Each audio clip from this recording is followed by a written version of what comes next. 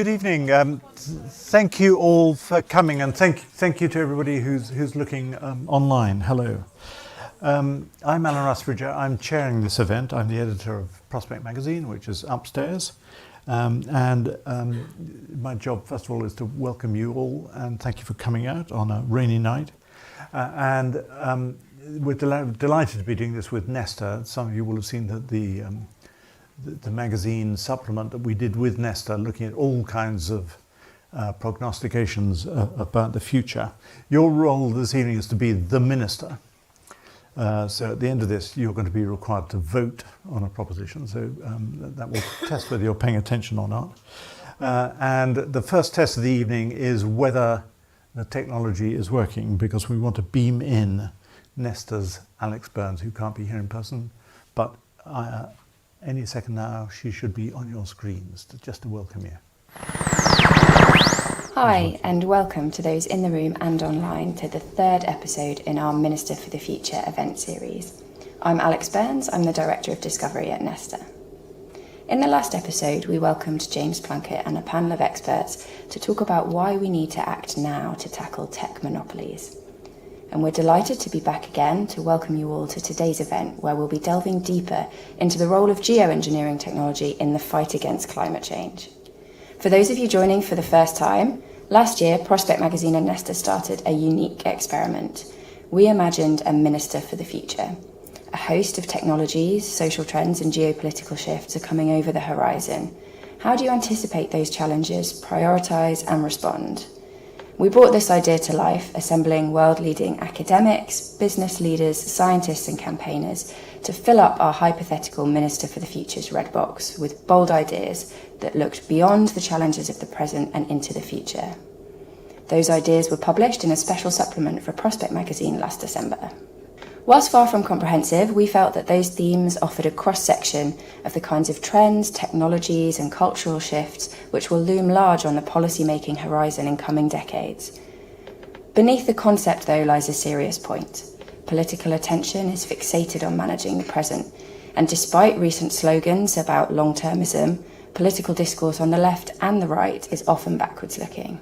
Here at Nesta, we're focused on designing and testing long-term solutions to society's biggest challenges, from net zero to childhood inequality to public health. Our work around Minister for the Future delves into the wider forces that are set to change our society, economy and the environment in ways that might impact those challenges that sit at the heart of those missions. For its part, Prospect has always championed bold ideas, especially those that cut across the political divide, and that is exactly what Minister for the Future is about. In this event series, we've been exploring in depth some of the themes and ideas our contributors have proposed, and in tonight's discussion, I'm delighted to welcome Professor Sir David King and our expert panel of speakers to delve deeper into the world of radical climate repair. I hope you enjoy it.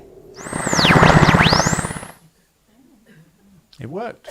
It didn't work on my monitor, but it worked on your monitors. That's the important thing. So as Alex said, we're going to begin with Professor Sir David King. So David, do you want to come up and sit in the one chair away from me?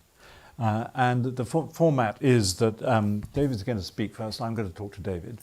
And then we've got an amazing panel sitting in the front row here who will come and, I don't know what they're going to say. I don't know whether they're going to throw rotten tomatoes at David or toast him. But in some way they're going to respond to what David said.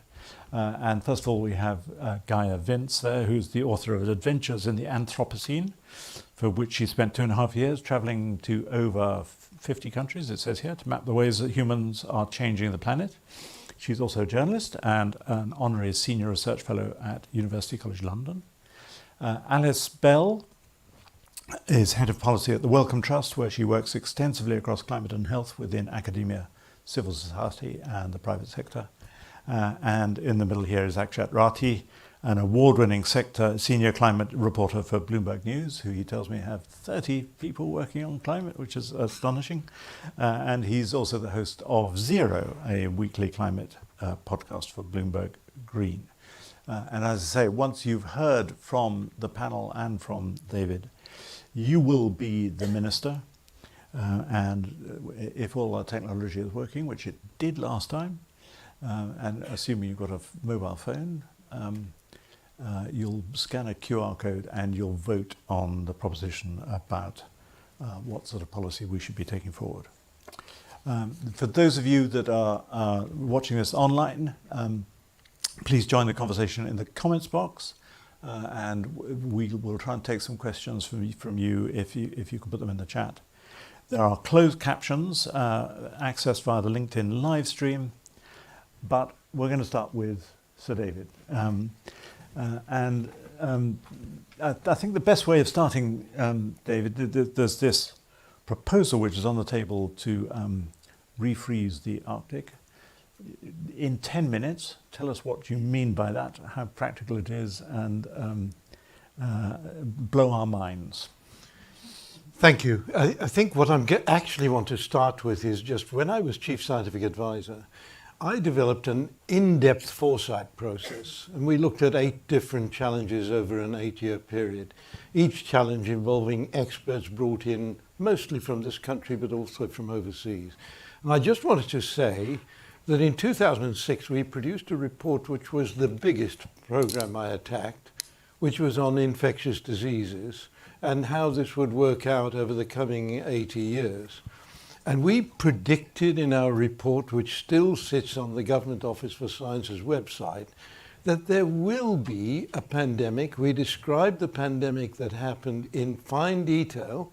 We brought in scientists from Africa and China in particular, because we believed that's where this pandemic would arise from, where people were in close contact with wild animals. You buy a wild animal, you keep it next to you until you're ready to eat it, otherwise it'll just not be ready, it'll be bad. So I'm just saying this because I was more or less a minister for the future. I was looking at a whole set of projects, not just climate change. Climate change was the most important. And I regret to say that ministry, as it were, has disappeared. Now, quickly to your point. Climate change is occurring in a way that is dramatic today. So we can't really ignore the fact that it's happening. We have these extreme weather events occurring around the world, and the origin of these extreme weather events is very largely what is happening in the Arctic Circle region.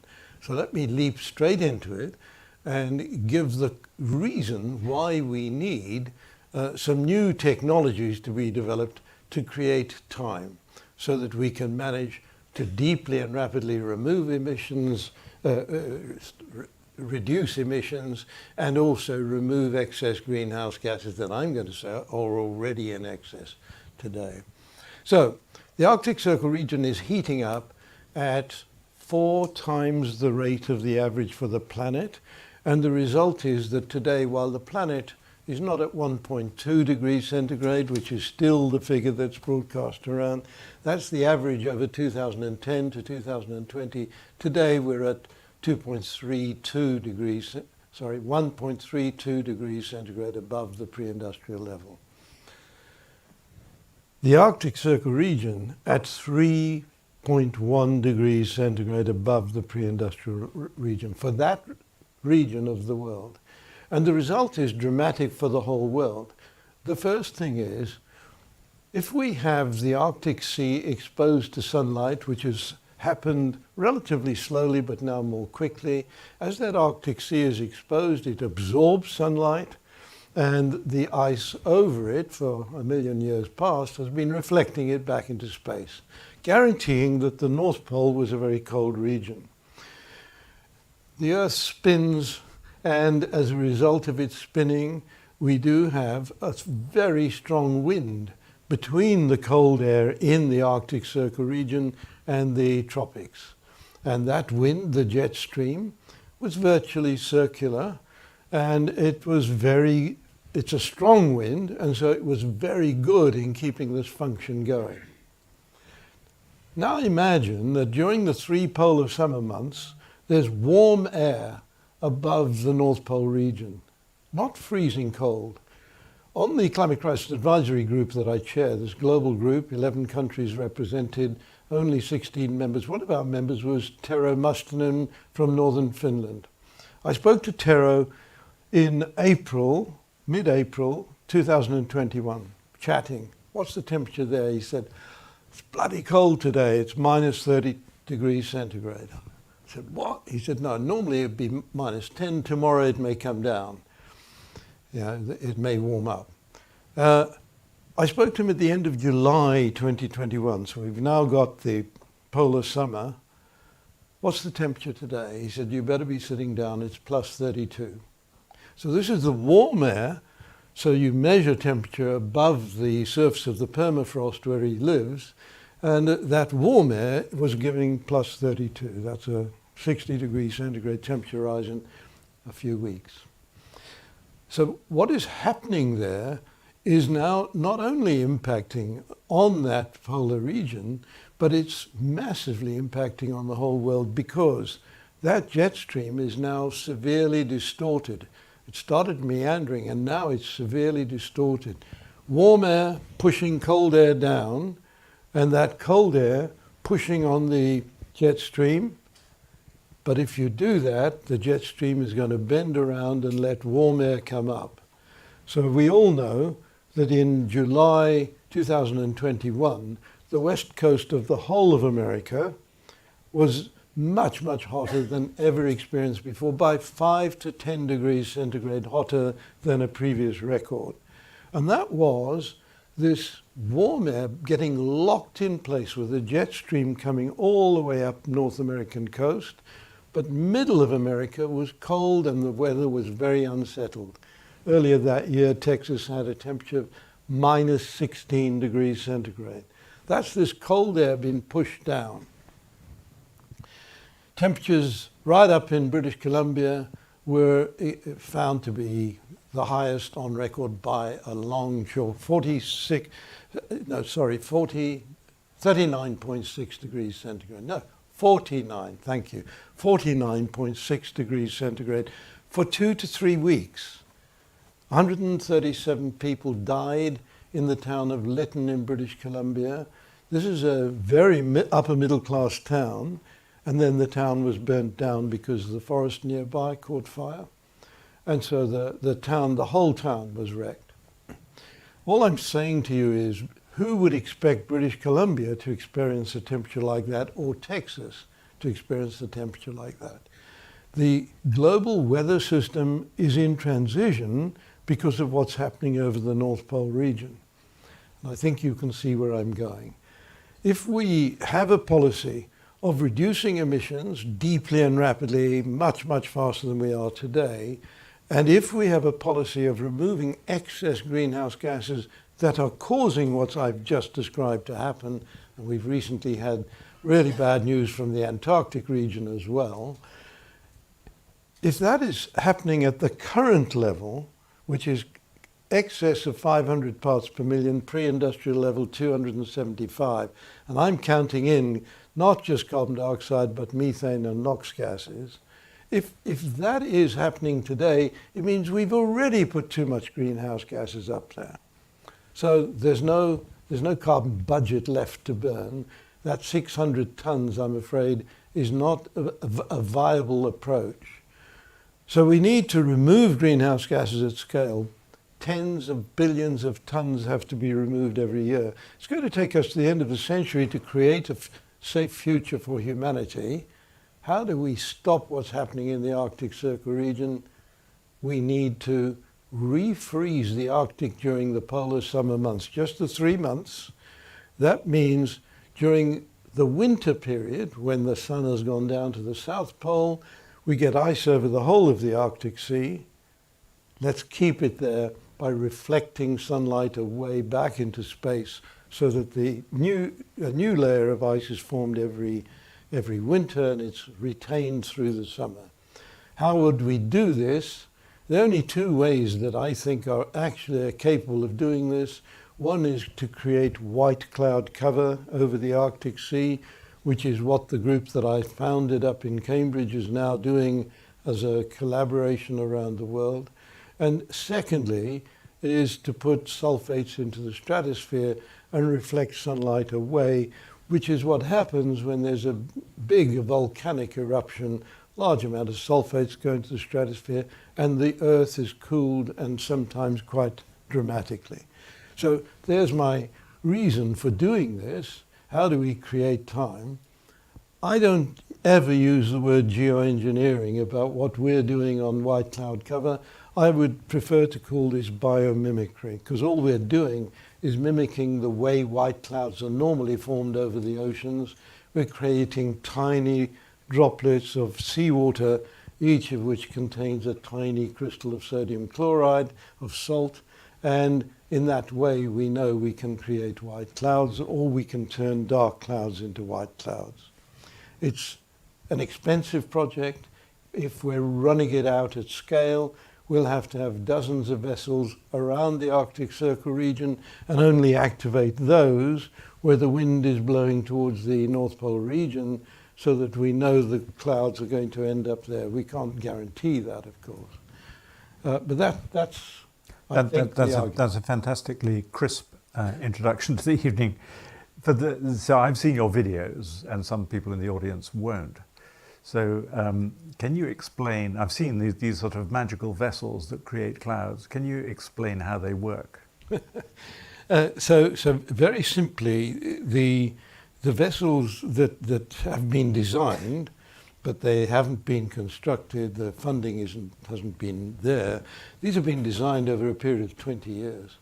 What you do is create a cloud over the ocean of very tiny droplets of water. So you're just pumping seawater through a spray system. And what is being worked on in the Department of Engineering at Cambridge is to create a spray system that produces a monodispersed spray. So you know the size of each droplet you're creating. Don't waste energy to create a whole bunch of wrong-sized droplets.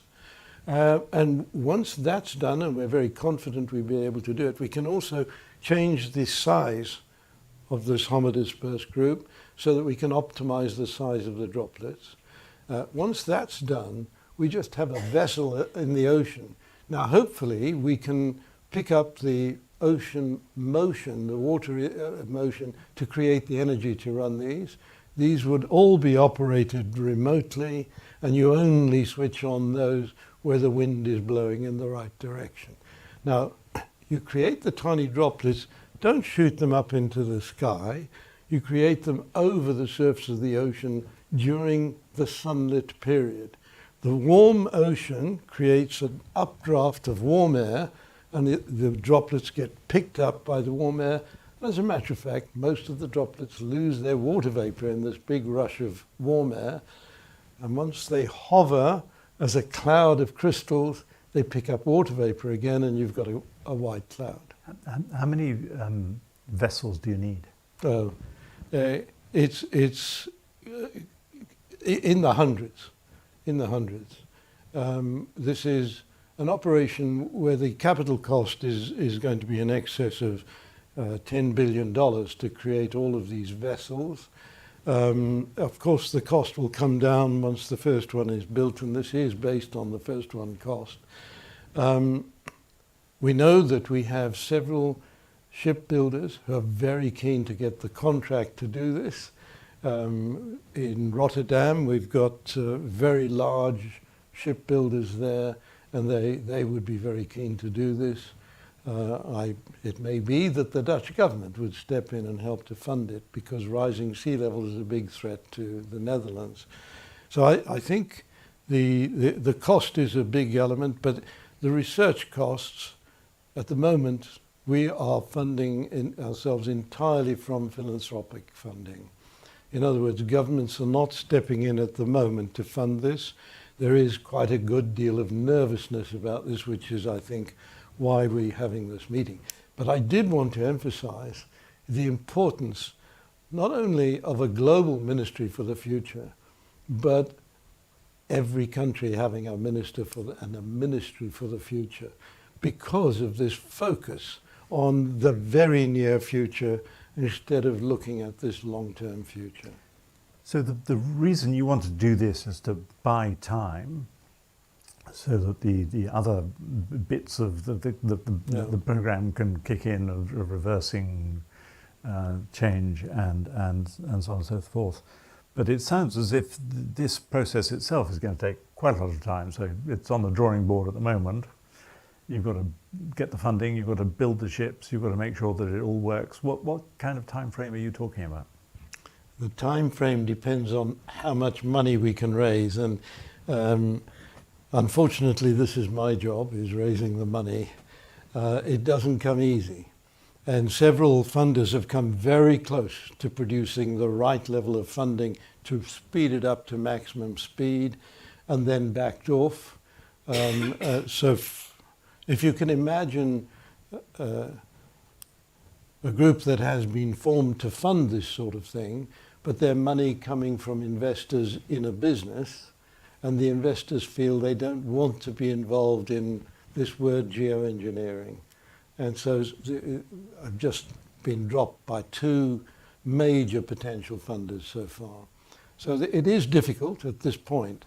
I think the problem of climate change and what I've just set out for you is becoming apparent, and that has got to be the driver to get the funding at the right sort of level. At the moment, we're talking about 4 years before we're even operating. Where would we first operate? One of the groups we're working with is in Australia, looking at the Great Barrier Reef, trying to cool that down to sustain the Great Barrier Reef. The Australian government very keen and supporting that work. That allows us to work 1,000 kilometres from the coastline of Australia, because that's their extended economic zone and they can set the rules. We can't work in the Arctic Sea without an international agreement allowing it. You say your funders are put off by the word geoengineering, but is it more than that? Is it that they think this is too fantastical, it's too unrealistic? I don't think it's the too fantastical, because we got over that. I really think it was the investors who put pressure on the company that was funding this foundation. I'm pretty confident about this, and I can't say who. We'll get you drunk afterwards. You can tell us later. Good, I look forward to that. What breakthroughs are still needed? I mean, how confident are you that all this is going to work?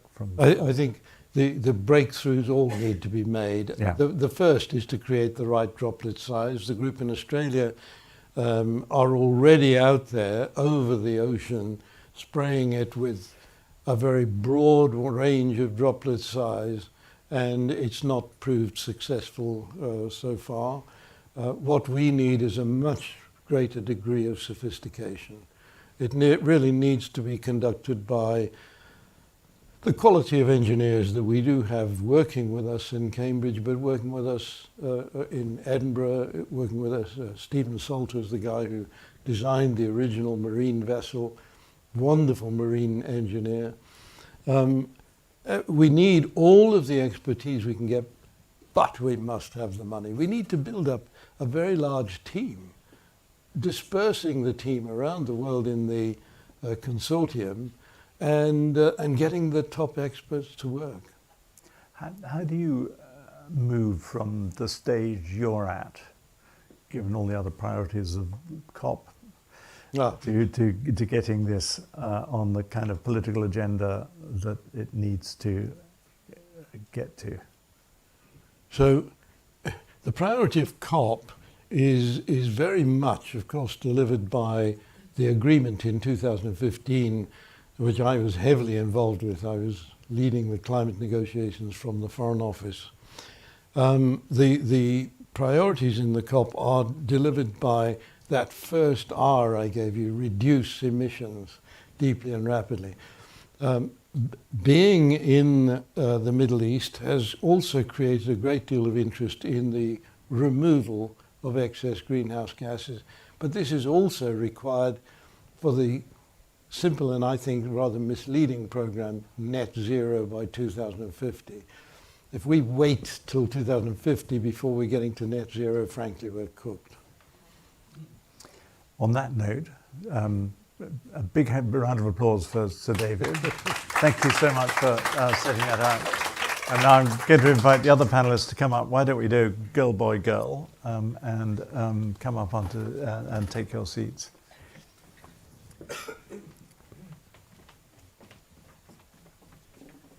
Is it possible to kill this monitor? Because this monitor is blinking on and off in a slightly weird way. Don't worry if not. It's gone again. Don't worry if not. Alice, why don't we start with you?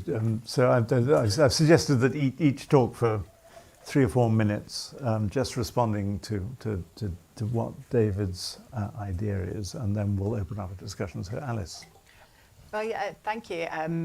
I was thinking, listening to you speak about the challenge that we have working in climate change that requires us to be both completely and utterly optimistic about the future, and also to take things seriously, to have quite a lot of despair, and to be quite to lean into the graveness of the situation that we're in at the same time, and that there's it's always a bit of an emotional roller coaster between the two, but it is a necessity is to be able to hold both of those feelings at once, to be able to take it seriously.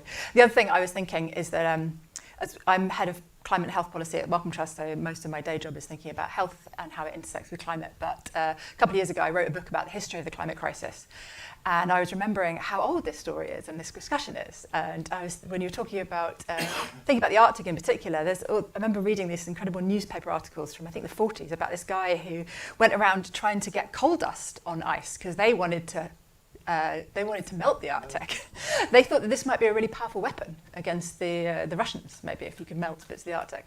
But people were talking quite seriously about what you've reframed, I think, in quite an interesting way as climate repair, all the way through our understanding of the climate crisis as we'd understand it now, which is basically really since the 1950s onwards. And there was people like Margaret Mead in the 1970s saying, we need to take this seriously. We need to be talking about how it might affect the most vulnerable people in society. And we need to be thinking about how we bring an intersection of social science research and questions of governance alongside engineering and science. And yet we keep having this conversation. And so maybe we keep having ministries for the future. We keep having projects like the one that Margaret Mead did in the 1970s and this one, and yet we don't quite get there. The other thing I should say, because I am contractually obliged to say this, is that we do need to think about health in this.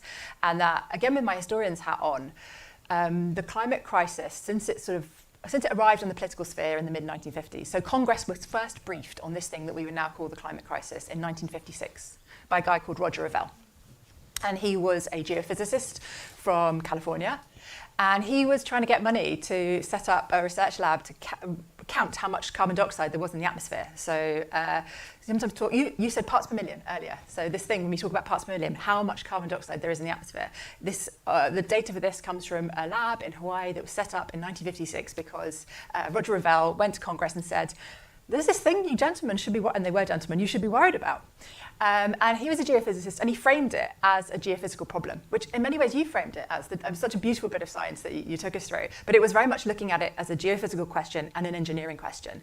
And that is how we largely still see the climate problem. I think in the last few decades, we've increasingly seen it as a financial question as well, and thinking about weighing up greenhouse gas emissions greenhouse gas emissions and the financial dollars on another side. But what I think we need to get to is also thinking about human lives, because we know that climate change hurts. We know that it kills, but actually we don't really think in precision about who it hurts and who it kills.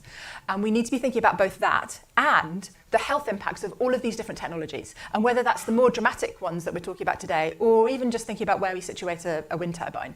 We are going to be tasked in the future, this Ministry of the Future, with making some really difficult decisions about weighing up costs and benefits, because there isn't going to be a single win. It's going to hurt some people, and we have to think about where that risk lies, who is going to be put at risk.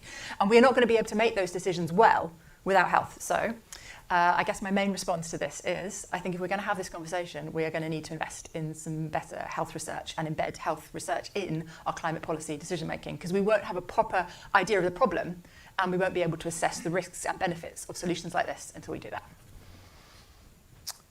That was very crisp, and it was exactly within our 4-minute envelope. So well done. You've done this before. Akshat. One way for me to be able to think about interventions to try and tackle climate change is to go through a set of questions at the start. the first question, which in a way we don't have to answer right now, we are talking about a minister of the future. And so we are expecting that we are thinking in the long term, which currently we aren't really. So moving on from should we do something about climate change, we all agree we must. There are three questions that need to be answered. What can we do about it? Whether we should do the one thing that you've chosen, and how can we do it? So David's point is we do need to try and refreeze the Arctic because it will allow for time. So that is the what we want to do. But as soon as the what, which is very eloquently answered on the science, on the ways in which doing it will be beneficial, the other two questions are so much harder to answer. And from Alice's point, because we have been seeing it as a geophysical problem, also not just as a geophysical problem, but for a very long time, climate science was, and even today is majority run by developed countries. The perspective of why these interventions should come at all, if they're not addressed from all perspectives, we won't be able to answer the second question, which is whether we should do it. And so let's forget geoengineering. It's a term that is, used as a political football to try and rubbish ideas that are pretty reasonable to talk about. Let's also not label it a radical idea. We need radical ideas, right? The fact that we are able to cover the planet now in solar panels was once a radical idea when we didn't know that we would be able to capture the amount of solar energy that we can today. So to call it a radical idea or geoengineering and not consider it seriously is wrong. But to answer whether we should do it, the forum, which is a broken forum in one way, COP meetings, is an important forum because it's the only place where lots and lots of developing countries have a voice. And if you're not able to convince them that something of this kind should be done, then the how can we do it gets even harder because who is going to pay for it? We, as Sir David has experienced, trying to raise money for even research is hard. Trying to raise the money that has been promised by developed countries to developing countries in climate finance, a large sum in one way, $100 billion, relative to what you want, very small, but relative to the $4 trillion that need to be invested, quite small, is not being met. So to assume that a government, any government, be it Netherlands, will pony that money up is hard. But if you can convince more people that this idea is worth backing, then there is a chance that it may be funded. And so coming back to whether we should continue studying this, 100%. I feel like geoengineering is taken as this idea that should never be talked about because there's a moral slippery slope that you may take because if you do this, you're not going to cut emissions. But if you look at progress from Paris Agreement, we were on a track for 4 degrees Celsius, 4.5 degrees Celsius warming, and now on a track for 3 degrees Celsius warming.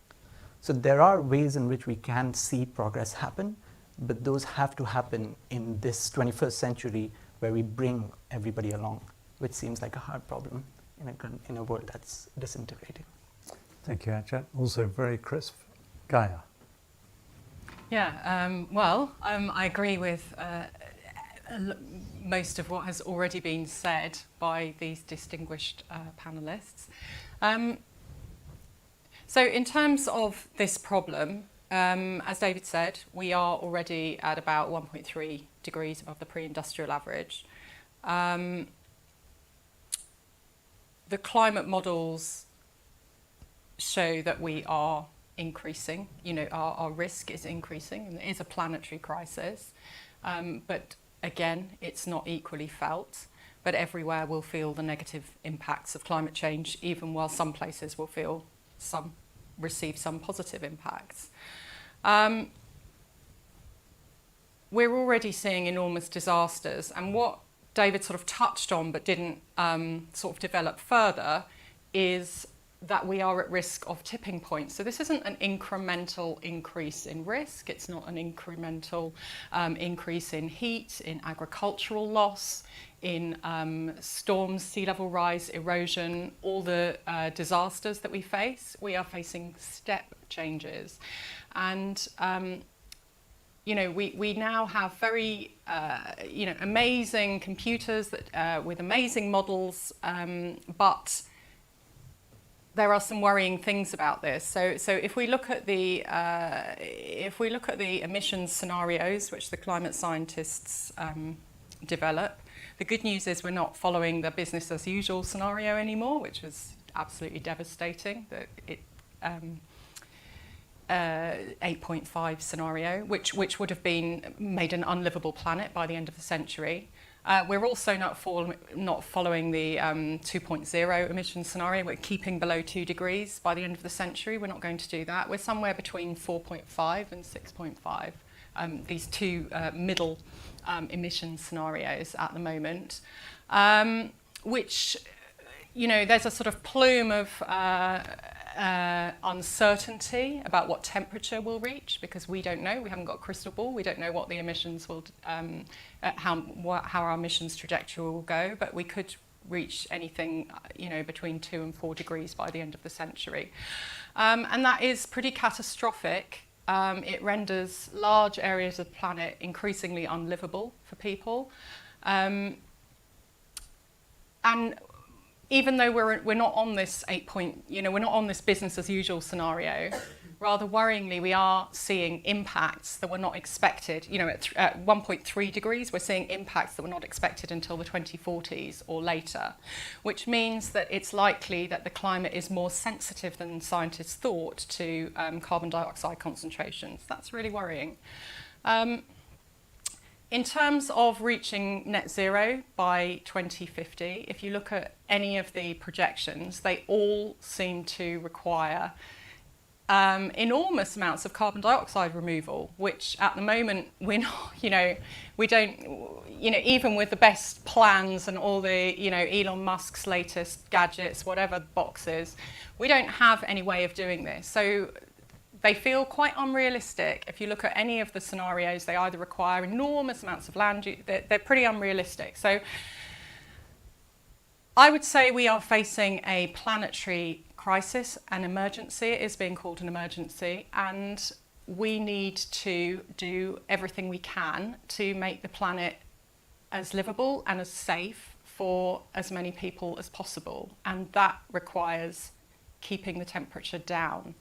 And so we're not talking about it. The reason we're not talking about it in COP is because we're not talking about it anywhere. We need to be talking about the technologies and having these discussions, I think, right now within our communities, within our cities, within our governments, institutions, and that's the way they get raised to the COP level, because we need to start making decisions about what we're going to do about this.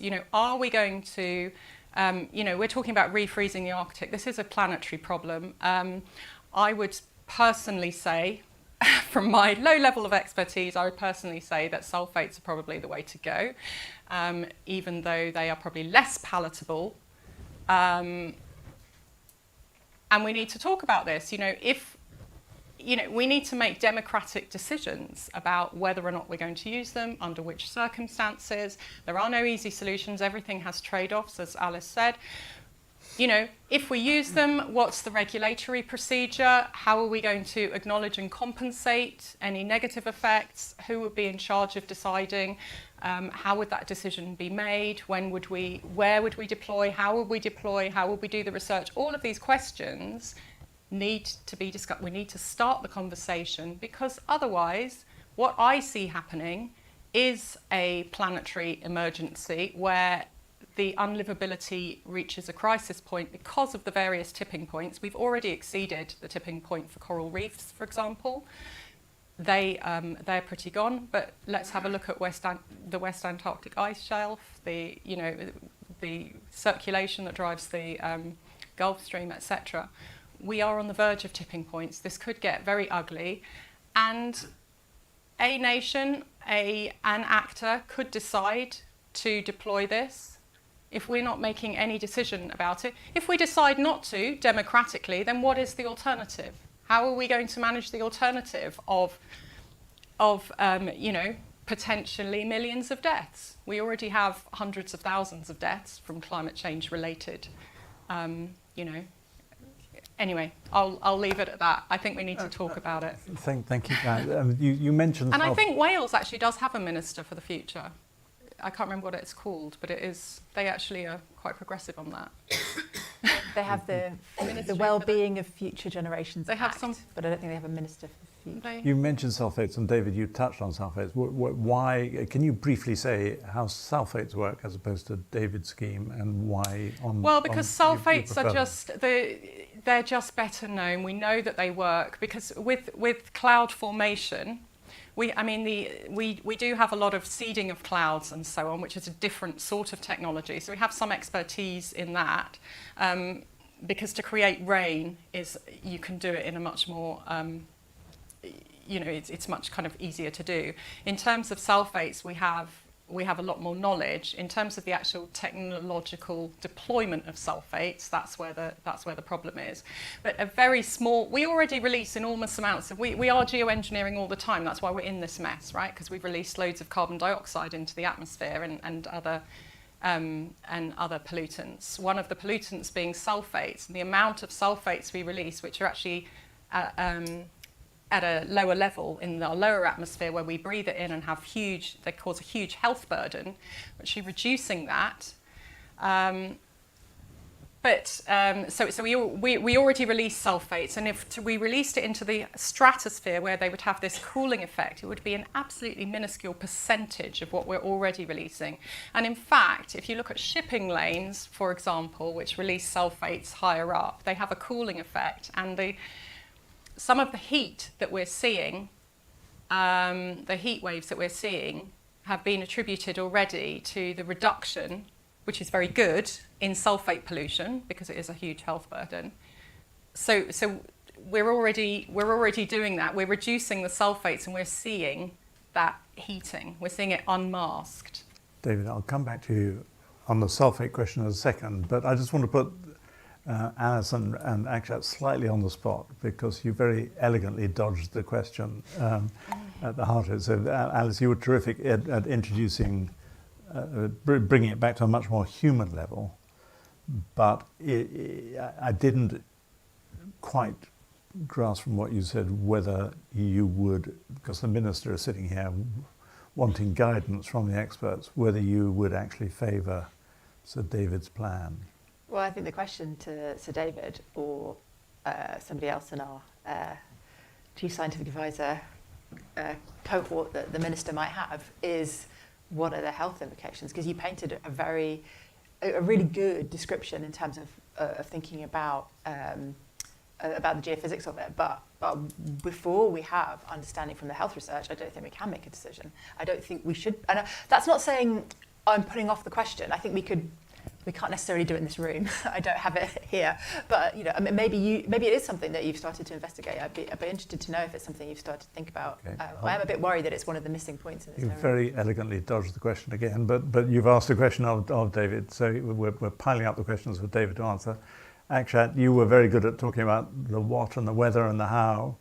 But again, I didn't quite hear you saying. So whether. I would support research because there are still many questions that remain unknown. And so perhaps, again, this is not trying to dodge the question, because if we don't know the answers to these questions that I'll place now, I don't think we know whether to actually do it at scale or not. Doing the research is completely reasonable. First question is, the idea that it's biomimicry is probably a better way of selling it than geoengineering.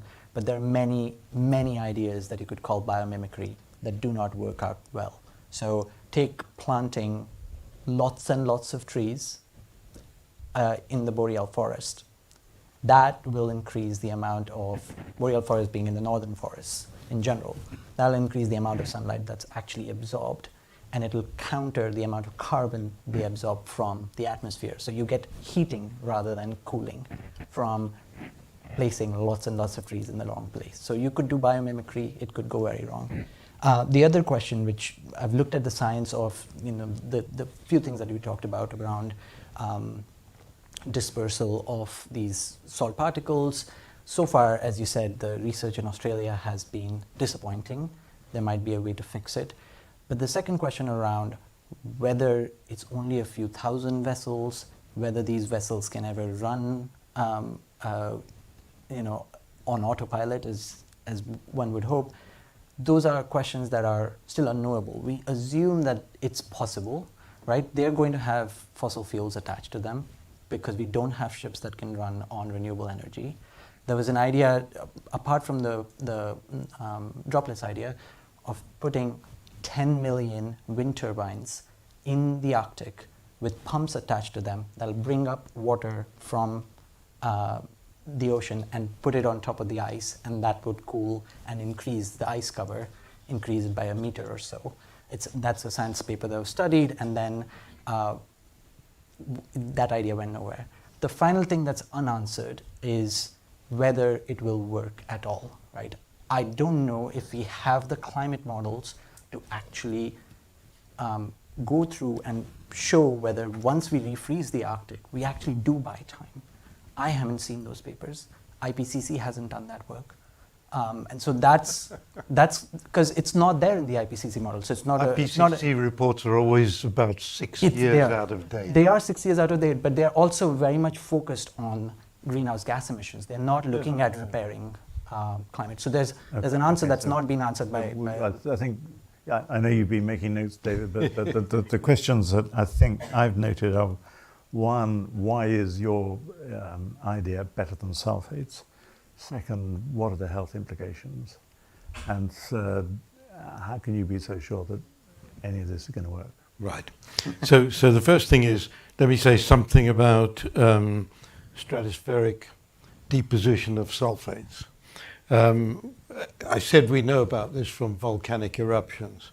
There's been a period in the past, in the 17th century, when an enormous volcanic eruption lost 2 summers in the northern hemisphere. Well, it destroyed crops for a long period of time. So we do know this. We can cool in this way. But there's a big question. We all know about the ozone depletion layer. We call it the ozone hole. And the ozone hole was caused by CFCs entering the stratosphere and destroying ozone. And ozone in the stratosphere is very good for us because it prevents ultraviolet radiation, causing massive cancers in human skin. And my worry about putting sulfates into the stratosphere is what's going to happen to the ozone hole. At the moment, by banning CFCs, we've actually got the hole repairing. Now, I believe what will happen is the ozone hole will get bigger. Now, that's only a belief, and we need to do experiments, but I am not happy that sulfates is going to be a good solution.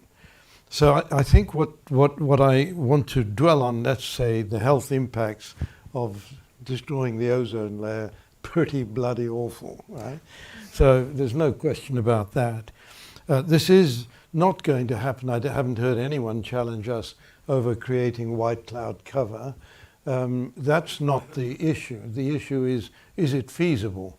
Now, of course, any scientist would tell you, and I can tell you we've got some pretty brilliant scientists at work, you're not posing anything new for us. Yes, of course we know. We have to see that we get no poor effects from what we're doing. We have to see that we can create these clouds effectively. We have to see that we can operate the whole thing so that it actually works. Now, this is why we do the experiments. Right, so I know you were told you That's why I was supportive of the research.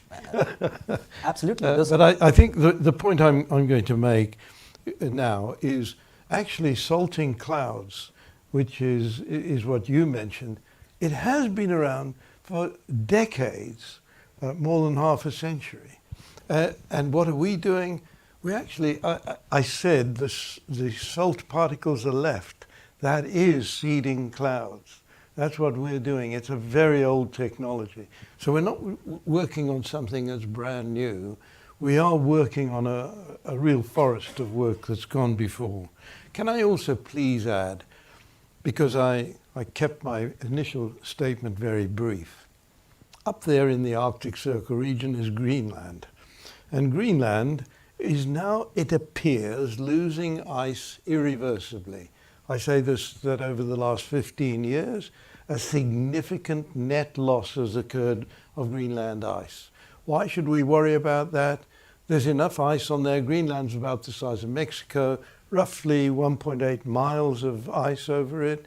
All of that melts. Sea levels globally will rise by 7.5 meters, 24 feet. Can we foresee a future for humanity with a 24 feet sea level rise? We certainly wouldn't be sitting here. So this is the challenge to our future. How long will it take? People always say, isn't it going to take a few hundred years?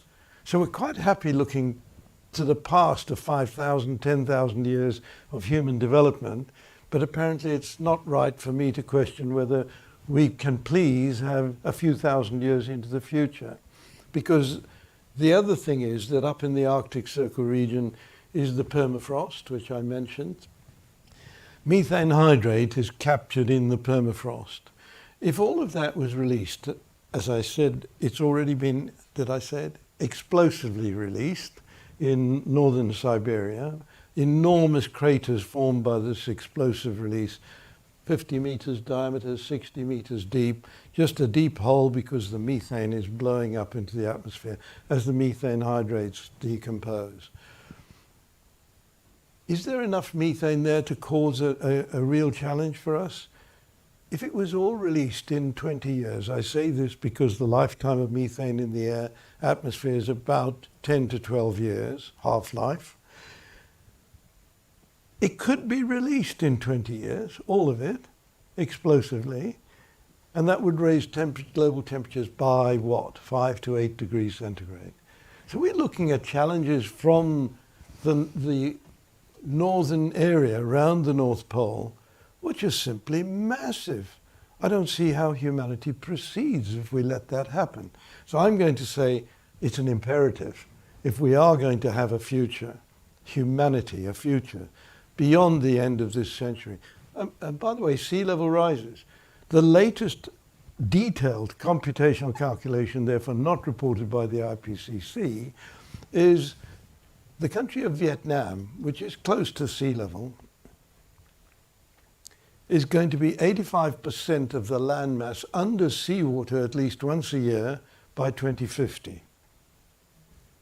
Right? That's a very short timeline, 2050. Now, why is that important? Large number of people live there, 100 million, but what perhaps even more important, third biggest rice producer in the world. And where are the other big rice producers? Southeast China, worrying about exactly the same thing. Rice paddy fields close to sea level.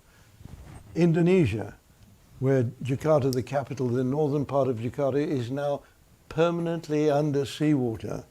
Right? The city is having to shrink. These two areas are the other two major rice producing areas in the world. China's now talking about building another Great Wall of China to protect the rice paddy fields. These are enormously challenging projects. So I don't believe that we can be complacent at all about what I'm describing now.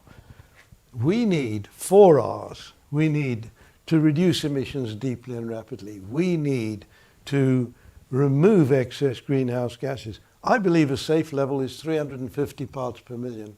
And by the way, I wouldn't take it below that because we'll avoid the next ice age if we keep it at 350, right? So there's a kind of optimal level. And the third R is repair the broken parts of the climate system. And so this means refreezing the Arctic in the first place. Then we need to look at the Antarctic. Finally, resilience. Every part of the world needs to look at resilience because we're all going to be challenged. I was in New York for Climate Week and we managed to get into the mayor's office. And what we learned from there is that after the 2012 Hurricane Sandy, which flooded much of New York, they did begin talking about how to defend New York against flooding. And they brought in a very distinguished group of civil engineers, the US Army Corps of Engineers, to come and advise them. And they said, build a wall. It's the only way you can do it. And the wall would have to be 8 foot tall to 20 foot tall around the whole of the city. And the city fathers rejected that and said, we will think of something else. And this was 2012. 2016, 17 is when the US Army Corps of Engineers reported, and they're still talking about what else they might be able to do. I don't see how you can manage rising sea levels at several meters level without building a wall. Actually, I can see you itching to get in, but we ought to just turn to questions because otherwise we'll get behind on the evening. Hey, sorry, can I just say one more thing? If you make it brief. I will. Climate Crisis Advisory Group is a group that I chair, and it is a global group. It has a member from Africa, a member who's just died from Bangladesh. Salim, on Sunday died. Terrible, terrible loss to the world. It's got a member from China, a member from India. This is the kind of group where we get buy-in around the world. So I think we need to look at that as a means of looking at these challenging situations. Do we need microphones, or can we? Yeah, get a microphone to Isabel Hilton, who's here first. Yeah. Thank you very much. One geopolitical question, one science question. The geopolitical question, you said you would need agreement. Arctic Council currently paralysed because of Russia. Agreement to do this. The Arctic Council currently paralysed. The science question is, I get it about the Greenland ice cap and the permafrost, but the ocean sea ice, given that the ocean has absorbed 90% of the surplus heat, given that we've seen unprecedented ocean heat waves, and given that some of the, I defer to you on science, obviously, but what I'm reading is that it's the ocean heat, which the unprecedented ocean heat is having a big effect on summer sea ice. So do you have any sense of what percentage gain you would get by this project, which is an airborne project? It is true that there are two elements of heating and melting the ice. And one is from underneath as the sea warms up, but the other is from sunlight. What we are seeing is the melting occurring very much in the solar summer. When the sun has moved up into the North Pole region, the melting occurs very rapidly. Virtually all of the ice formed in the previous winter is actually melted in the first 3 days of the appearance of the sun. So I think the sun is the major element of this. If we can keep that area cooler with cloud cover for the summer months, we are pretty confident the water will also be cooled, but that's all to be discovered. Do we have any questions online? Yes? Can we, then we'll come back to you for the next question. Yeah, can we have a microphone for the questions online? So we've got one question from Robert Chris, and I think, Sir David, you just said we need to refreeze the Arctic first, then we can look at the Antarctic, but Robert seems to be wondering if we shouldn't be doing both at the same time. I think that's a very easy question to answer. Yes. What we hadn't anticipated is what has happened this year. The Arctic sea ice has been pretty stable over the last decade. And then suddenly this year we've lost a massive amount of the Arctic sea ice. So it has become an enormously worrying factor, which means that the West Antarctic ice shelf is more likely to split away and enter the ocean disaster. 1.5 meters sea level rise. Yeah, question here. And questions for any of the panelists are welcome. Yeah. I think failure is a great teacher. But I think that the West has failed again and again and again. And as Albert Einstein has said, why you we're can't not learning. keep on tackling the problem the same way and expect a different result. Should we not outsource the solution to the very countries who are affected by this much more than the countries who have actually affected the climate disaster that we are facing.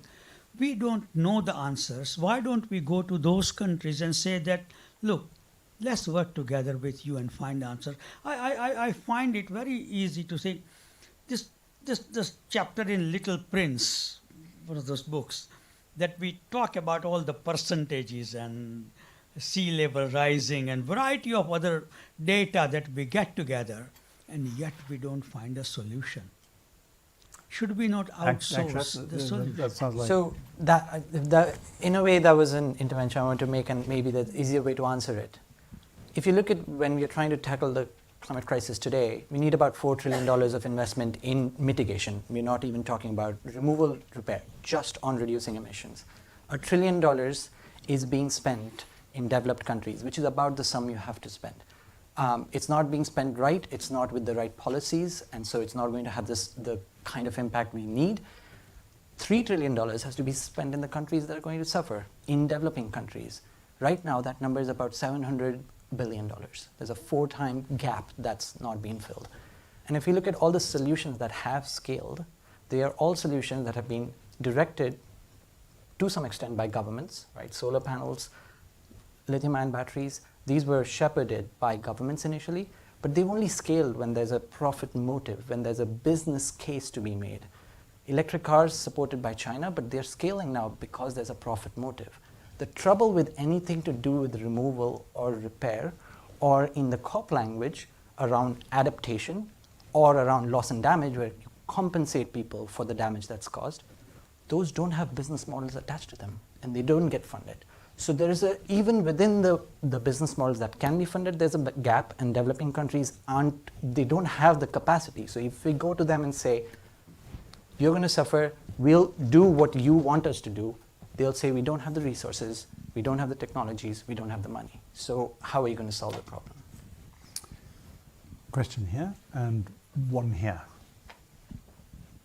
Sorry, I can't remember your name, but you said about sulfates. You said the loss of sulfates from shipping has caused a lot of warming because it used to do a lot of cooling because it made clouds and clouds rain out. Yeah, I mean it's related. It's all to do with blocking the you know, reflecting back the sun. It's albedo effect. So my question is for Dave.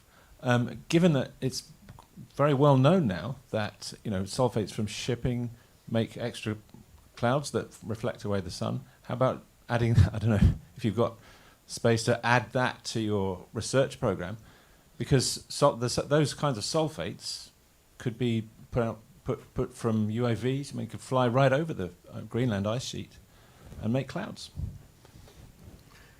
Totally to be avoided for health reasons. Well, it doesn't have to be sulfates. There are other ways of doing it as well. And you're a chemist, you know it doesn't have to be sulfates. There are other ways.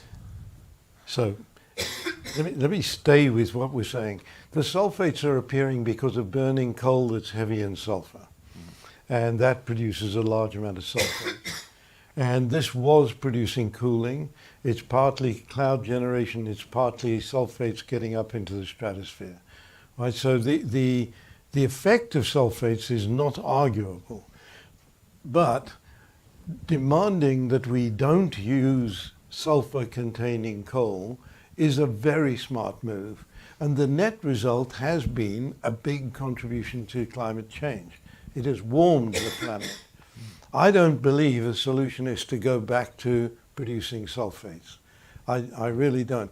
Now, avoid anything that is going to be deleterious to life within the atmosphere that we live in. When we talk about the stratosphere, that's not the atmosphere we live in. We like ozone up there, we don't like ozone down here. So it's all a subtlety that, yes, scientists do work at that level of subtlety. So. Yeah, I totally agree. I mean, putting sulfates in the stratosphere is totally different from putting sulfates in the marine boundary layer, which just can make clouds. They rain out in a couple of weeks.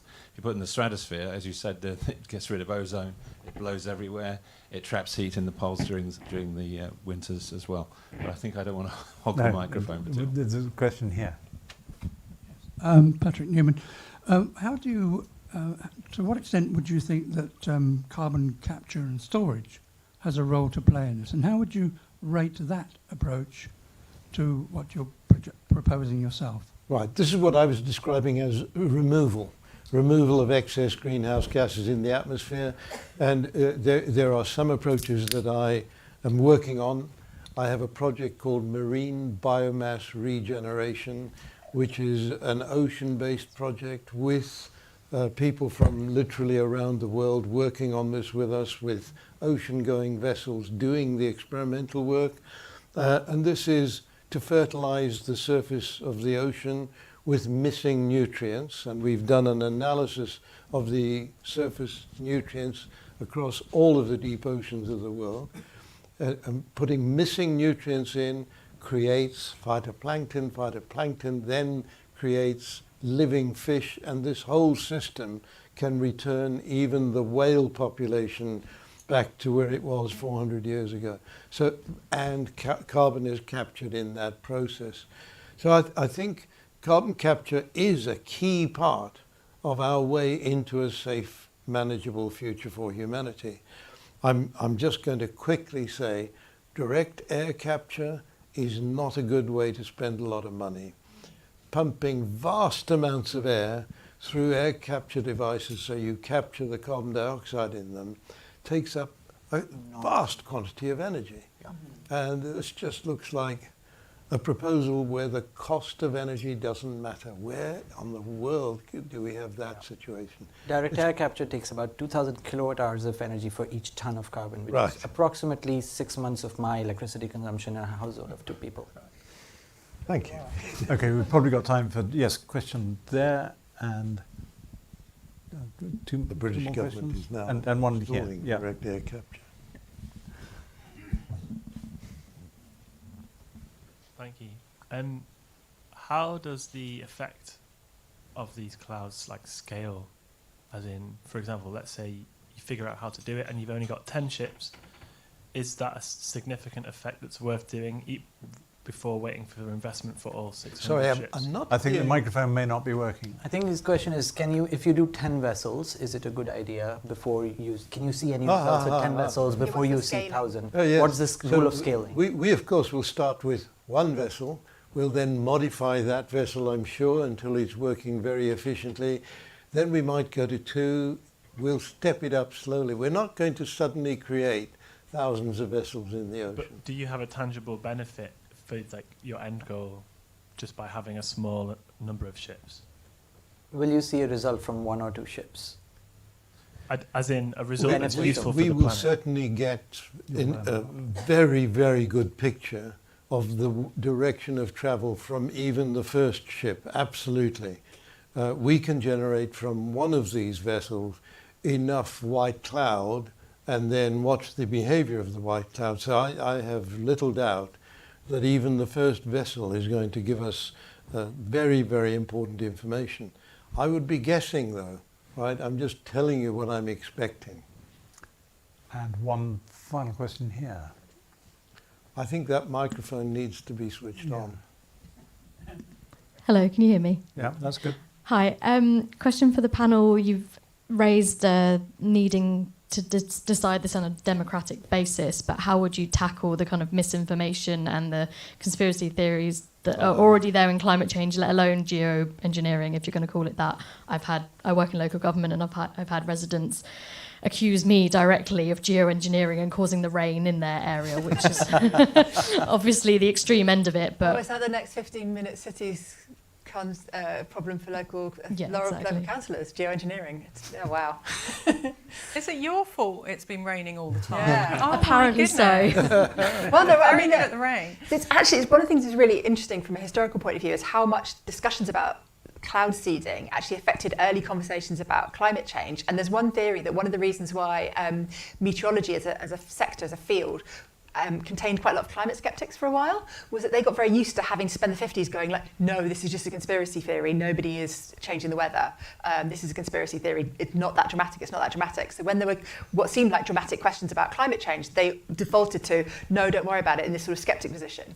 And it has coloured it all the way through, and there are deep-seated questions and worries, and some of them are fair, but also all sorts of stories that dream out, and I think it would be very difficult to navigate. But I think one of the things that was important about Gaia's point was it's about having a large democratic discussion about climate change.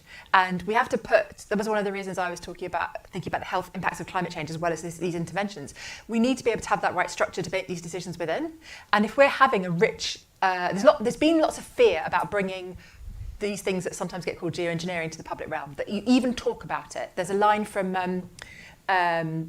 a guy from Greenpeace once said that it's even thinking about it as an expression of political despair. It's an idea that even if you talk about it, you'll let some genie out of the bottle and it'll start happening and it'll be really dangerous.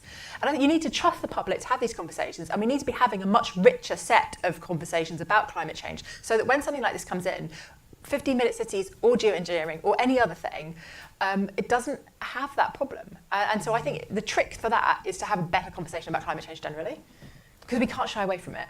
Gaia, right? Do you want to Yeah, I would agree. I think we need to have open, honest discussions, and there is a lot of morality within the environmentalist movement, as well as where people form different groups about what is acceptable and what isn't. And I think how I think about it is there's a lot of similarity with health. For example, there was a lot of pushback on giving young children, 12-year-olds or 11-year-olds or whatever, the HPV vaccine, because, you know, maybe that would give them permission to then be really promiscuous and have sex, and, you know, rather than protecting them from a sexually contracted cancer.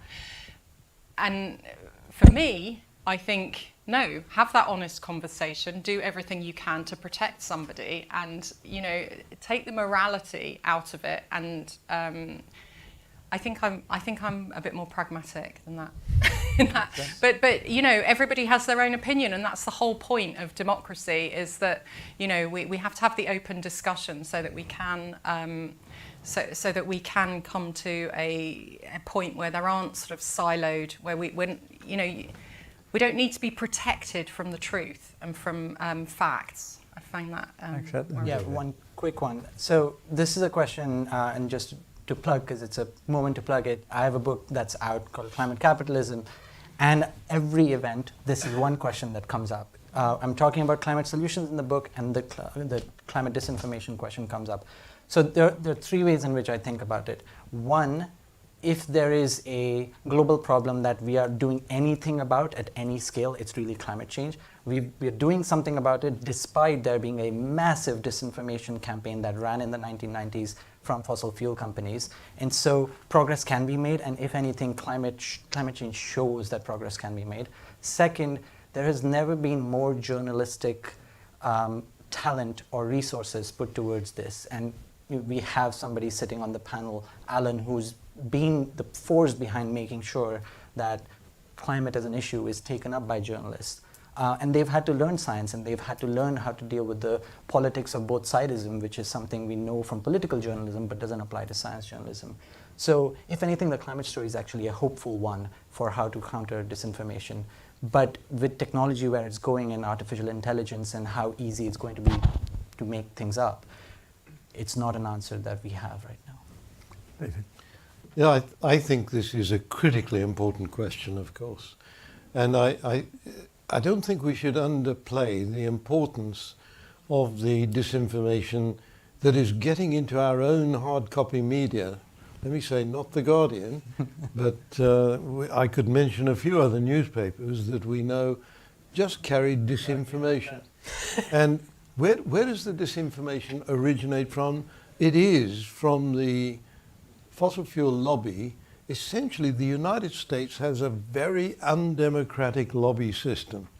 Look at the gun lobby, look at the cigarette smoking lobby, look at climate change as a lobby. The fossil fuel lobbyists have been amazingly powerful. They've been putting billions of dollars into trying to rubbish the science of climate change, and in many ways have been remarkably successful. The scars are on my back. When I was negotiating in climate change, for example, when at Gleneagles we had a G8 meeting, Tony Blair was in the chair of that meeting.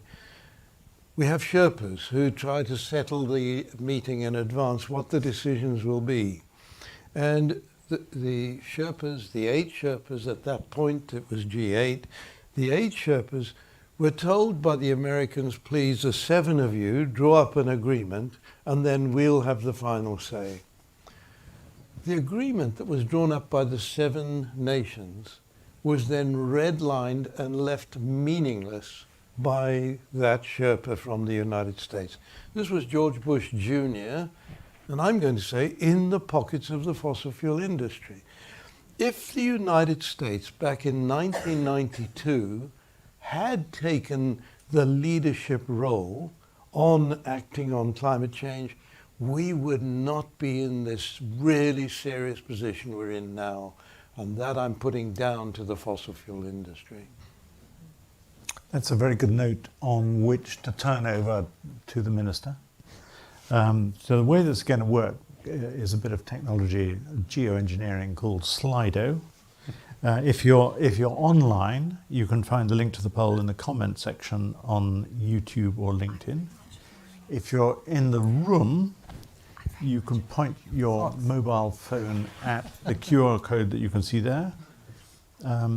And the poll question is, should the UK government now consider unique climate repair techniques to tackle the climate crisis? So has Sir David and the panelists in their different ways convinced you or not? So please vote. You've got 2 choices based on the discussion you've heard. You can explore the geoengineering options, or you can halt the geoengineering options. Because my screen is not working, I have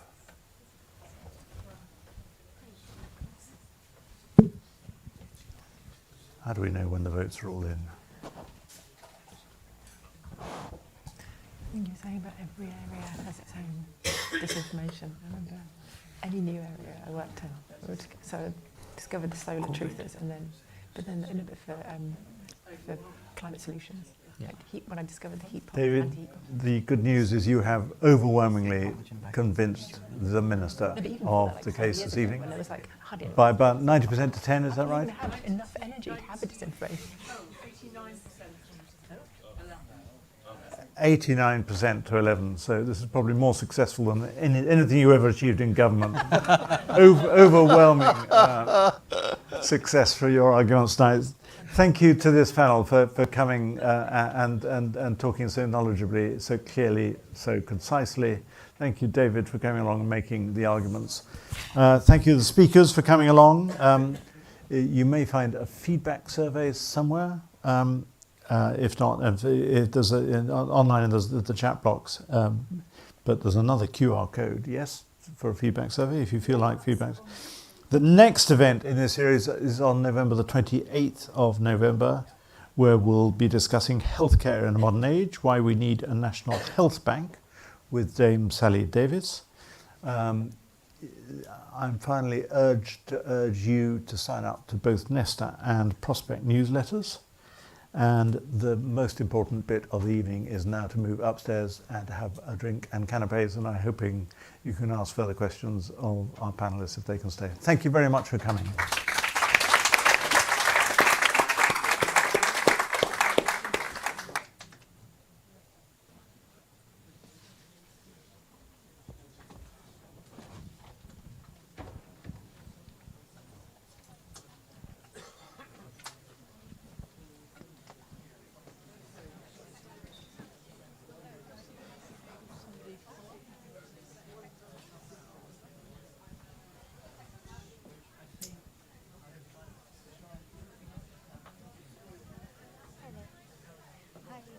Wonder we didn't get the prospects. Alan didn't mention. He didn't. I thought He he said, sign up to the prospect, but. Oh right, I didn't hear him say that. Thank He you. did. There you go. I thought he was gonna say subscribe today and get 3 months. I thought he was gonna mention it. I didn't hear it. Don't worry. No problem.